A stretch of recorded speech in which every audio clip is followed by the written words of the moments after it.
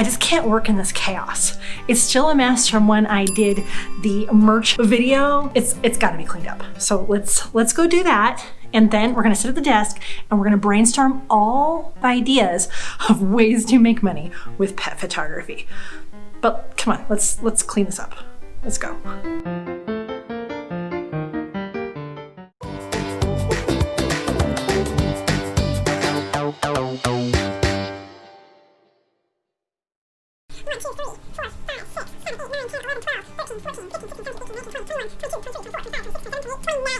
$29, and many of these have subcategories. Monique Renee here, a photographer here at Silverpaw Studio, and I empower you to tell all of your tales with tales through photography and videography. Recently, I did a video about my revenue streams of 2019, and there were 8 that probably surprised some of you, because many people think that if you're a pet photographer, a portrait photographer, the one and only way that you make money is through like private commission portraits. So families, their pets, things like that. Not so. Here's what we're gonna do. We're gonna write it all here in my Rocket book, which I love so much.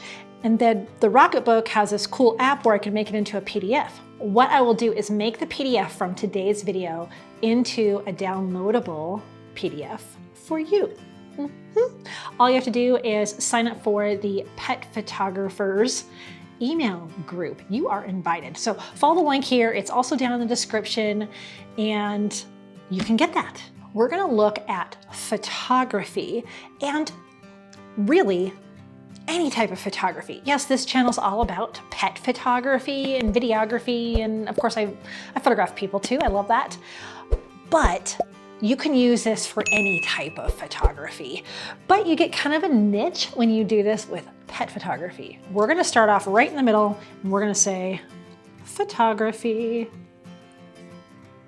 Okay, spoiler alert, I have a bunch of ideas for videography, but I don't think we're gonna get to them today. So first thing we usually think about in photography is what I was talking about, those private commission portraits. So I'm just gonna say PC. So private commission portraits, you saw on my video that was 66% of my 2019 income. That's pretty normal. What you'd expect is most of the income would come directly from those sessions. What I want you to start thinking about is beyond maybe what you already do. So some people for their private commission portraits only photograph pets only. And some photograph pets with their people. I do both, and I think that has really helped.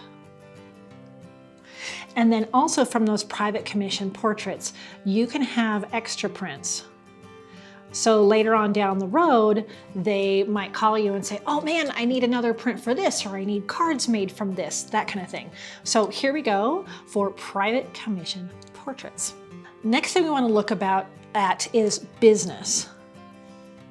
If you're not already doing something like business portraits, headshots, then this is something you can look into. Most of us have pets, so we know what pet services there are out there. Just any kind of pet related business, you can start talking to them about maybe doing things like their headshots, those business portraits, right? What about everything else that all those types of businesses might need? We're gonna think about product. How about their facility? How about if they're offering a new service? They may need photos of them doing a new service. How about if they're doing an event or a workshop? They might want photos of that happening. So events and workshops, kind of blend those together. What if they just need some social media? And then of course, consultations. So the next biggest one, well, for me anyway, is teaching. And this has long been a staple of photographers, is teaching something. One of them is a workshop. You can hold your own workshop. Why not?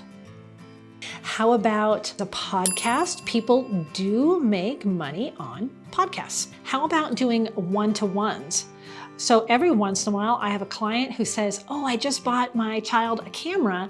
Do you do one-to-ones so they can learn how to use it? One-to-ones. How about write a book? All right, what else? Obviously, online classes or course. You know that I have a couple of different courses online, and this might be a great time for you to record a class using some of your knowledge. And then, of course, speaking gigs. And there are speaking gigs online now as well. One thing that some people do is they make money photographing events. So I want to stop for a second too and say that there's no way I can put absolutely everything on here. There are subcategories to every single one of these. Really, again, once you start looking at this and going, hey, I think I'm really drawn to that. What else can we do from there? I'm just like, this is really invigorating and exciting for me. So you can have a booth at an event. What a lot of people do at some of these animal related events is action. There's also several private events.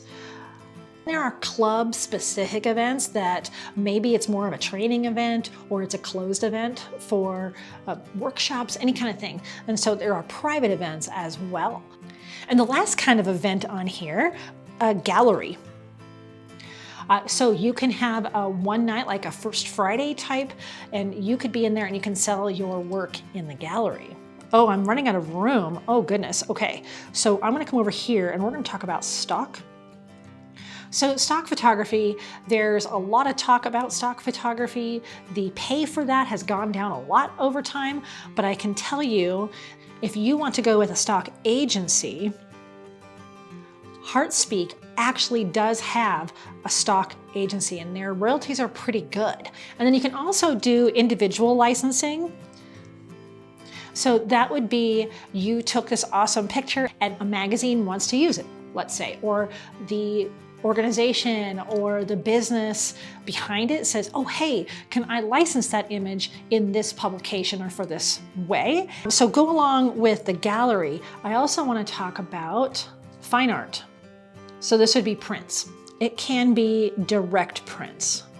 A lot of landscape photographers, wildlife photographers go to like Fine Art America and you have a gallery there. There's a lot of sites out there that'll print your work and send it straight to the customer, or we can do at the gallery. So that's a couple different ways. There are other things in here that you could sell too, but I would consider that fine art. Another option would be, oh, where should we put it? Let's go down here. Boop, boop, boop. Merch. So merch is one of those categories that can have lots of subcategories. So basically what you're going to talk about is physical and digital. So physical would be shirts like these, which I do now have available on a Teespring store and link in the description. Shirts, tote bags, cups, masks, whatever you want to make as a physical product. Oh, cards, greeting cards. But merch can also be digital. Maybe you want to sell a Lightroom preset. Maybe you want to sell some kind of a border or something people can use in their social media or on their website. You can even go as far as doing web design. So this kind of section could be all kinds of things. And then the last one I want to talk about is kind of what people call influencer. So don't let that hold you up. So we're going to do this, boop, boop, influencer. Let's say you have a really big Instagram page. You might have brands coming to you to do brand deals. Brand ambassador. And so you might be an ambassador for their entire line for an extended amount of time. Maybe it's dog bow ties or anything like that. But there's also individual and long-term sponsorships. So like for instance, here on YouTube or Instagram, Pinterest has these where you as your brand are talking about one particular product. Maybe I'm talking about the camera brand. And so that camera brand will say, hey, I'm gonna pay you for this one post, or however you work that out. So sponsorships and brand ambassadors, and then affiliate. Affiliate's kind of the easiest one, especially if you're a blogger or a YouTuber. And that is, you can set up, a lot of people have Amazon, which I do. So any of the equipment that I use and a lot of things that I tell you about here on this YouTube channel, I have listed in the description of my videos as Amazon affiliate links. And that's through the Amazon Associates program. And anything that you click in those links, you don't have to pay anything extra for, but whatever you do on, say, Amazon in that next hour, what you purchase, I will get a commission from Amazon. So affiliate links have been used a long time for blog writers too. So there's a couple different ways you can do affiliates as well. That was really a lot.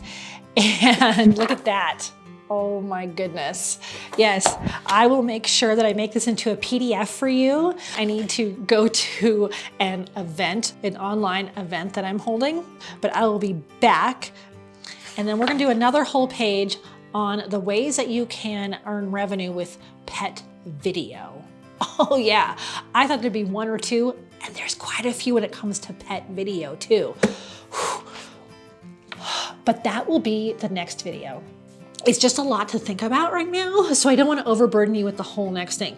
So take some time, think this through. In the next video, I'm going to show you the ways to make money with pet videography. I think that's very underutilized, very underdone. In the last few years, all of these DSLRs have started incorporating video, and I don't see why you shouldn't take advantage of it.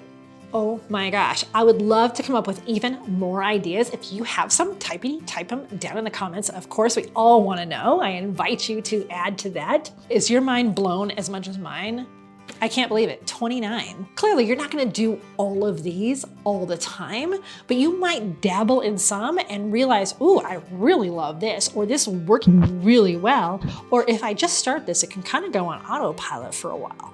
There's so many things that you can do, and so many of these you could do right now.